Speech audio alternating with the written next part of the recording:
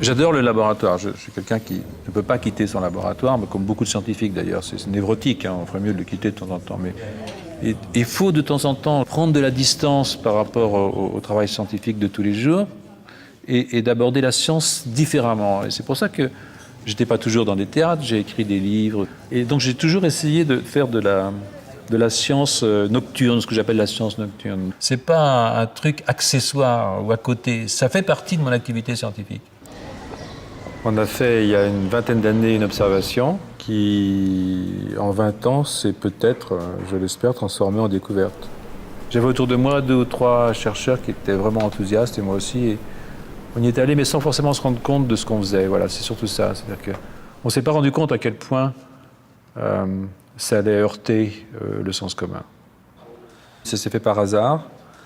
C'est-à-dire que des molécules qui normalement travaillent dans le noyau, uniquement dans le noyau, qui sont des facteurs de transcription, sont capables de sortir d'une cellule et de rentrer dans une autre.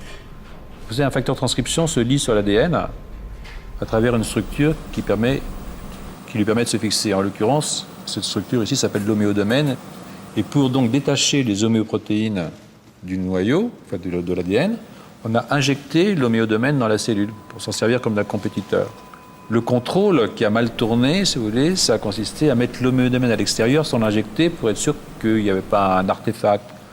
Mais ce qu'on a fait, ça a été de marquer l'homéodomaine avec une molécule fluorescente, de le mettre comme ça sur les cellules, et on s'est rendu compte qu'il rentrait dans la cellule et qu'il allait de lui-même au noyau, c'est-à-dire qu'il traversait la membrane et qu'il allait au noyau.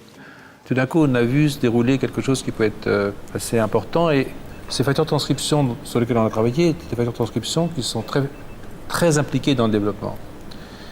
Et je n'étais pas un biologiste de développement, ce qui fait que je n'ai pas vu toutes les implications, je veux dire, négatives que ça peut avoir, à quel point ça prenait à contre-pied ce qu'on pourrait appeler des dogmes. Tous les scientifiques ne sont pas construits de la même façon. Il faut tout pour faire un milieu dans la recherche. C'est-à-dire qu'il y a des gens qui sont plus imaginatifs que d'autres, mais qui auront peut-être moins de résultats. Il y a des gens dont le travail repose énormément sur des progrès techniques, parce qu'ils ont la capacité de développer des technologies. Il y a que des individus dans la nature et dans la science aussi. Donc, oui, je pense que la science demande quand même un acte d'imagination important, sinon de création. Je pense qu'il faut de l'imagination, oui.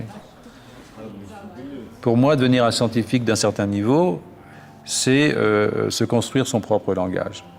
Et pas de maître, mais des gens qu'on respecte parce qu'ils ont des choses à vous apprendre, comme dans un atelier de peinture, si vous voulez.